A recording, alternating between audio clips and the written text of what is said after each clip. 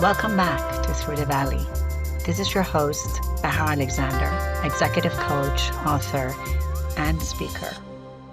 In our previous episode, we explored a simple yet profound idea that communication is not merely the exchange of information.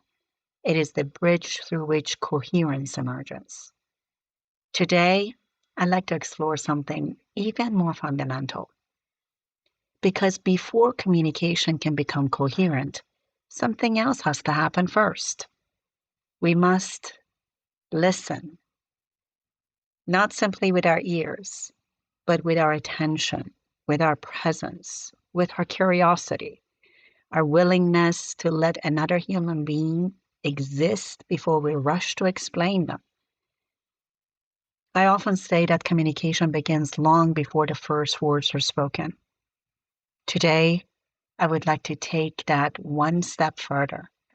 I believe leadership begins long before we decide what to say. It begins the moment we decide how we're going to listen. Have you ever walked away from a meeting convinced everyone was aligned, only to discover a week later that everyone had understood something different? The presentation was clear, the words were carefully chosen, the strategy made sense. Yet, somehow, 5 people left the room carrying 5 different versions of the same conversation. Or perhaps you've experienced something more personal. You tell someone, "I'm fine," and then they pause. They look at you for a moment and quietly ask, "Are you really?" How do they know? The words said one thing, but something else was speaking. Now consider the opposite. Have you ever explained something with absolute clarity, only to hear the other person respond to something you never said? You find yourself thinking, "That's not what I meant at all." And suddenly the conversation becomes less about understanding and more about repairing misunderstanding. And that is if the other person hadn't already destroyed the bridge of communication based on an assumption, taking out a bazooka to kill a mosquito. Why does this happen? Why can 2 intelligent, well-intentioned people have the same conversation carrying completely different realities? For many years, I believed the answer was communication. I thought perhaps one person hadn't explained themselves clearly enough. Or perhaps the other person simply wasn't paying attention. But over the last 2 decades of coaching and many, many, many human interactions, I've come to understand something different. The greatest challenge in communication is rarely speaking. The greatest challenge in communication is listening. Or perhaps more accurately, it is how we listen. Because I don't believe we hear reality directly. I believe we hear reality through ourselves, through our experiences, our beliefs, our expectations, fears, our identity, our emotional history, our internal architecture, which means that long before another person's words reach our conscious awareness, they've already traveled through an invisible filter within us, within our psyche. That filter quietly asks questions such as, is this safe? Have I heard something like this before? Does this confirm what I already believe? What does this mean about me? Most of us imagine listening as something passive, as though we simply receive information. But neuroscience paints an entirely different picture. One of the most fascinating discoveries in modern neuroscience is that the brain is not primarily designed to record reality like a camera. Its primary task is prediction, pattern recognition. Every second of every day, my brain Your brain is making educated guesses about what is about to happen. It predicts what you will see, what you will hear, how another person is likely to respond. It compares. It compares those predictions with what actually happens and then constantly updates its internal model of the world. Think about how extraordinary that is. Your brain isn't simply listening, it's giving meaning. It is completing gaps, making assumptions, searching for familiar patterns, protecting you from uncertainty, from perceived danger, or maybe a paper tiger. In many ways, you're not just hearing another person, you're hearing your brain's prediction of that person. And while this remarkable ability helps us navigate an incredibly complex world, it also explains why communication can become so distorted. Imagine a leader asks a simple question during a meeting. Can we talk about yesterday? That's it. One employee hears curiosity. Another hears disappointment. Another hears criticism. Another hears an opportunity to learn. The words were identical. The experience was completely different. What changed? Not the speaker, the listener. This is why two people can leave the same conversation with completely different stories. Not because one of them is wrong, but because each person listened through a different architecture. I remember working with a senior executive who often received feedback that she became defensive during conversations. She couldn't understand it. I never raise my voice, she told me. I stay calm. I ask questions. I genuinely want to understand. And she meant every word.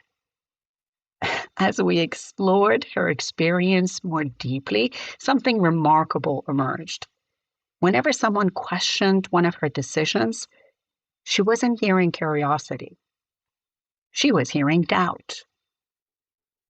Not because that was the other person's intention, but because years before, she'd worked in an environment where every question was the beginning of a criticism. Her nervous system had learned an important lesson. Questions are dangerous. Years later, different organization, different leader, different conversation, same prediction. The past had quietly become louder than the present. The breakthrough didn't come when she learned new communication techniques. It came when she realized she wasn't listening to the person in front of her. She was listening through an old experience.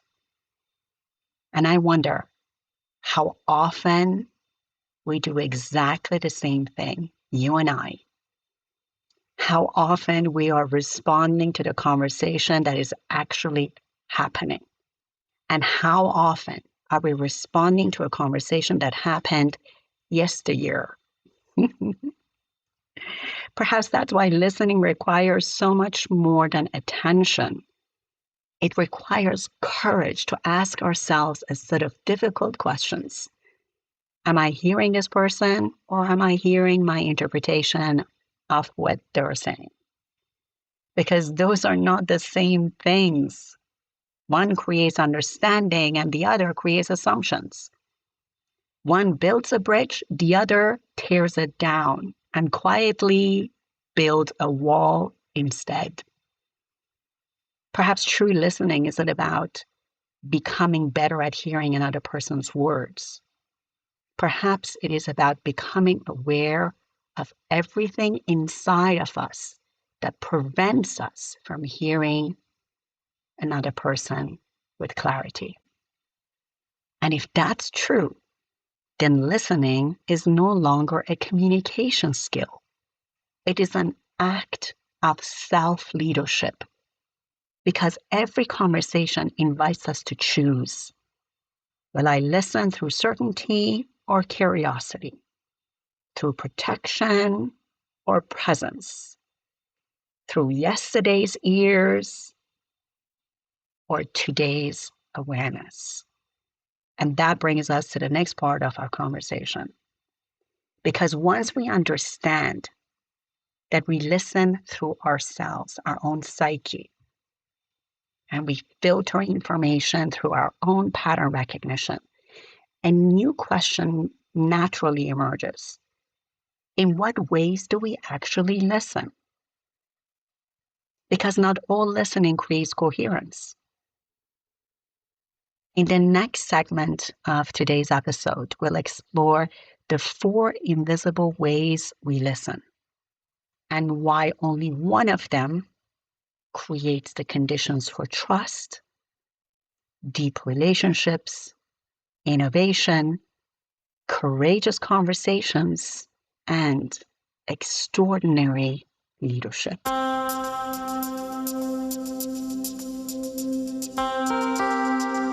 If you're still with me, welcome to part 2. In the first part of today's conversation, we explored a simple yet life-changing distinction. We don't simply hear reality. We hear reality through ourselves. We filter every little bit of information we receive through our experiences, our beliefs, our expectations, our fears, identity, our internal architecture. And if that is true, then perhaps the greatest question isn't whether we are listening. It is how we are listening. Because not all listening creates understanding, and certainly not all listening creates coherence. Over the years, I've come to realize that most of us spend very little time learning how to listen. We don't. We learn how to present, how to negotiate, how to influence and persuade. But listening, we often assume it simply happens. I don't believe it does.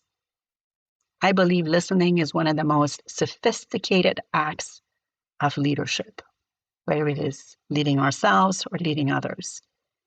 Because every conversation quietly reveals the state of the person who is listening. I would like to share 4 ways I've observed people listen. As I describe them, I invite you to remain curious.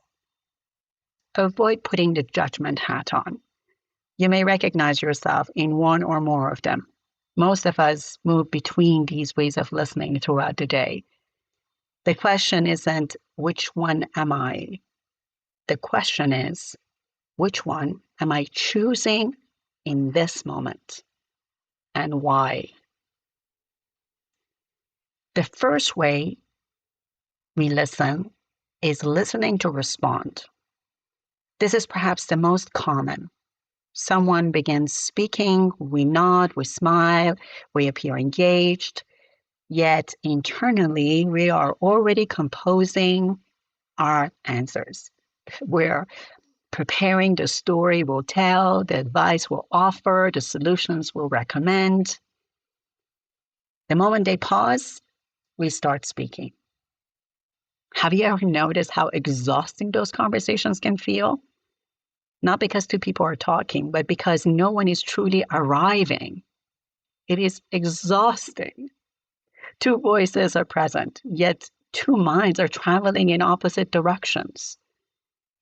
Years ago, I coached a senior leader who believed he was an exceptional listener. At least that is how he proclaimed to be.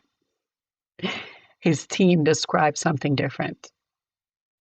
He always has an answer, they would say. At first, he took it as a compliment, until one day one of his employees said to him, "Sometimes I don't need your answer. I need you to understand my question." Wow. Everything changed in that moment.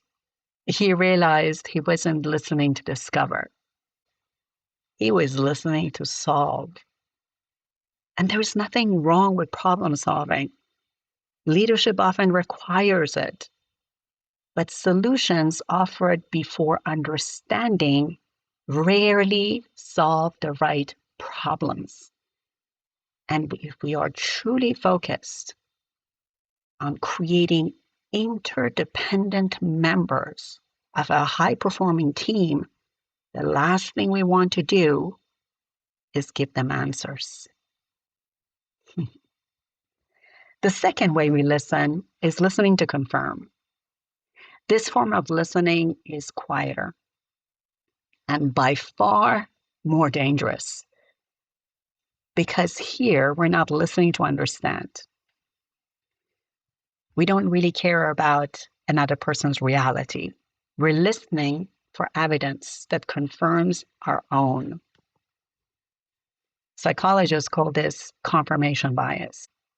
Our brains naturally notice information that supports what we already believe and often overlooks information that challenges it. Imagine a leader who has quietly concluded that one of the members of the team lacks commitment. Every missed deadline becomes proof. Every hesitation reinforces the story. Yet the moments of initiative, the thoughtful preparation, the quiet contribution barely register. Not because the leader is dishonest, but because the architecture has already decided what deserves attention. The leader believes they're seeing reality. In truth, they're seeing a filtered version of it. How often do we do the same with those closest to us?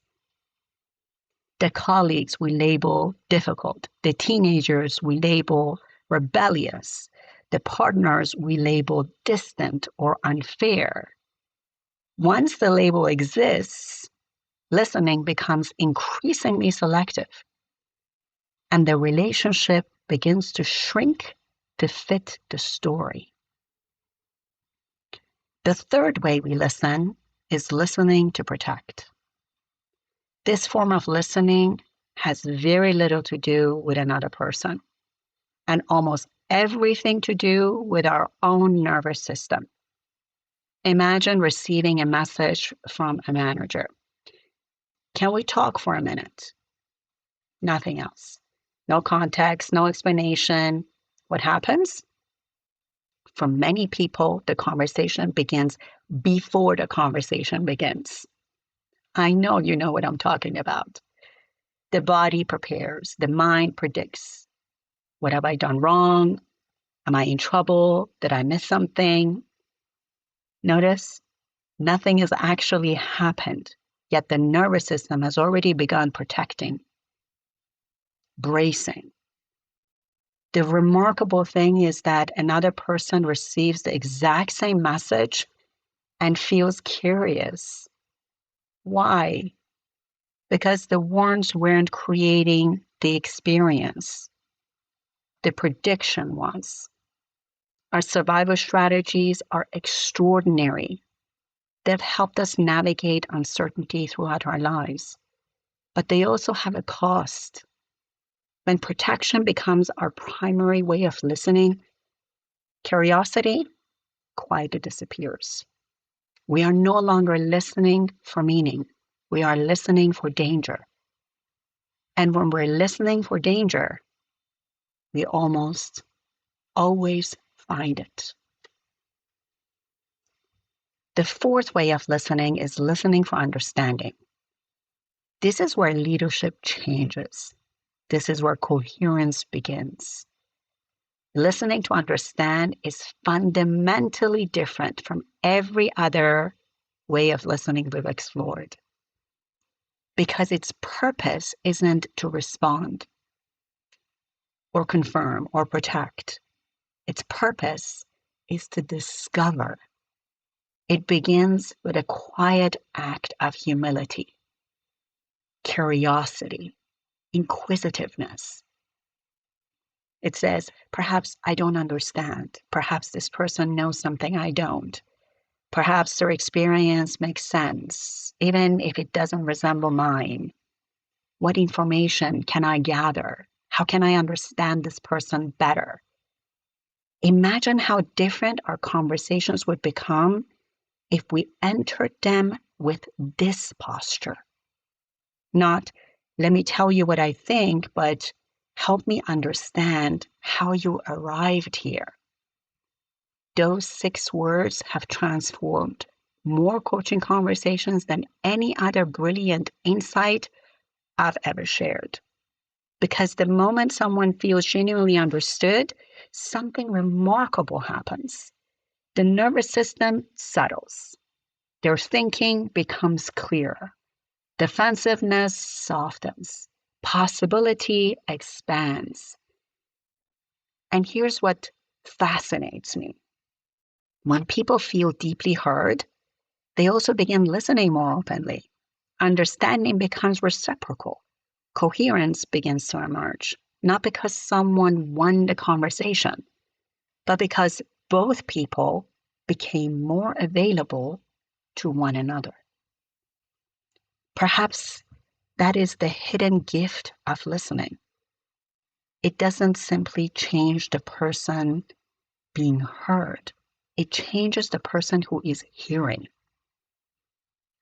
The more deeply we listen, the more reality expands. The more certainty gives way to curiosity, the more assumptions dissolve into understanding. And perhaps this is why listening is one of the purest expressions of leadership, truly the purest. Not because it gives us influence, but because it creates the conditions in which other people can think more clearly, speak more honestly, contribute more courageously, and become more fully themselves. Notice we haven't spoken at all about performance. We haven't spoken about innovation. We haven't spoken about engagement. And yet, can you begin to see how all of those can quietly emerge? Not because we demanded them, but because we first created the conditions in which human beings could flourish, relationships could flourish. And perhaps that's what leadership has always been about. Not the art of directing people, but the practice of creating the conditions in which people can bring their very best. In the final part of today's conversation, I would like to bring all of this together. We'll explore why listening may be the most underestimated driver of high-performing teams. And I'll leave you with a simple reflection exercise that could forever change the way you enter every conversation. I call it the listening audit.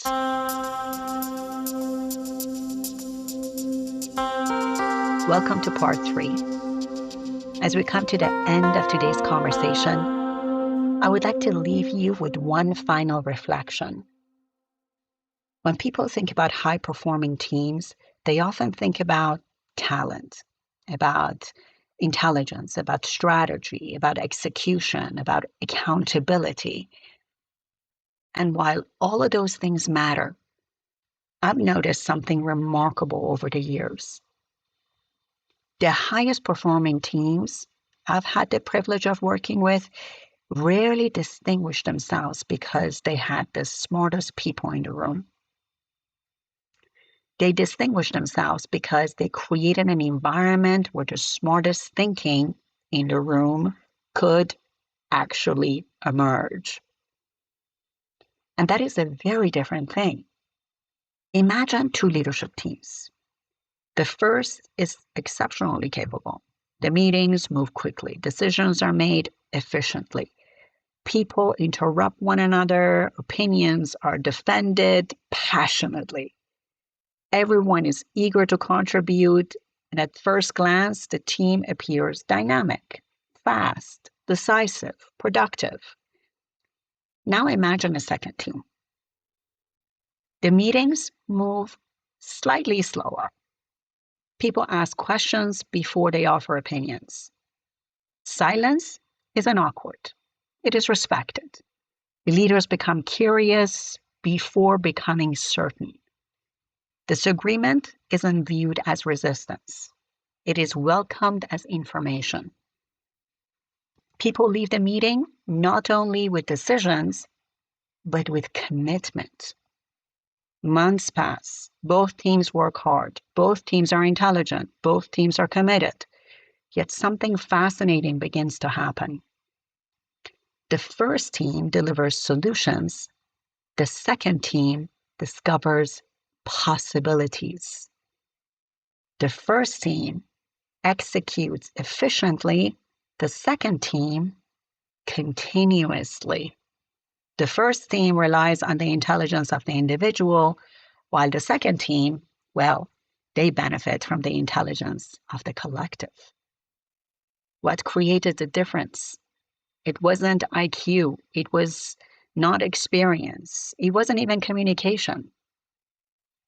It was the quality of listening, because listening determines whose voice enters the room, whose ideas survive, whose concerns are heard before they become crisis, whose creativity has permission to emerge. And perhaps most importantly, whether people feel psychologically safe enough to contribute what they truly see. One of the most influential research projects on high-performing teams came from Google. The researchers expected to discover that the best teams shared similar personalities, educational background, or levels of experience. Instead, what they found was something quite different. The strongest prediction of exceptional team performance wasn't intelligence. It wasn't seniority. It wasn't technical expertise. What was it? Psychological safety. The shared belief that people could speak honestly, ask difficult questions, challenge assumptions, admit mistakes, and offer new ideas without fear of embarrassment or punishment. Think about that. Performance wasn't the starting point. It was the outcome. Psychological safety created openness. Openness invited participation. Participation expanded thinking. Expanded thinking improved decisions. Improved decisions elevated performance. Performance was the consequence, not the cause. And what creates psychological safety? Many things. But one of the most powerful is feeling genuinely heard, seen, and understood. The three primary needs of every human being. It is feeling genuinely heard, not managed, not tolerated, not quickly reassured. Heard. Because when people feel heard, something begins to settle. The nervous system recognizes safety. Defensiveness softens. Curiosity awakens. People stop protecting themselves and start contributing themselves. Perhaps this is why listening is far more than a communication skill. It is an act of stewardship. Every conversation quietly shapes the environment in which another human being either contracts or expands. Every question either opens possibility or closes it. Every interpretation communicates something. Every moment of genuine attention communicates something. And over time, those moments accumulate, compound. They become culture. They become trust. They become relationship. They become the invisible ecology within which leadership either flourishes or quietly deteriorates. I would like to leave you with a simple practice before we end today's session. Not something to perform, but something to reflect on. I call it the listening audit. Before your next important conversation, I would like you to pause, take a deep breath, and ask yourself the following question. Why am I listening? Am I listening to respond? Listening to confirm? Listening to protect? Or listening to understand? Now ask another question. What does this person need from me in this moment? Do they need my expertise, my reassurance, my perspective, or simply my attention? And these answers cannot be given based on your assumption. You must actually ask the question. And finally, ask yourself the question that has transformed my own coaching in more ways than any other. What might I discover if I become just a little less certain? Because certainty often closes conversations. Curiosity opens them. After the conversation, take another moment to reflect and ask yourself, did this person leave feeling more understood or more managed? Did they speak more freely as the conversation unfolded or less freely? Did I create enough safety for the truth to emerge, even if it challenged my own thinking? And perhaps the most revealing question of all, did my listening create the conditions for another human being to flourish and another relationship to expand? Because perhaps that is the hidden purpose of leadership. Not to have the strongest voice, but to create the conditions in which every voice can make its greatest contribution. When we listen deeply, people think more clearly. They solve problems more creatively. They collaborate more openly. They take greater ownership. They trust more readily. They challenge ideas more courageously. Not because we instructed them to do so, but because they felt safe enough to bring forward the best of themselves.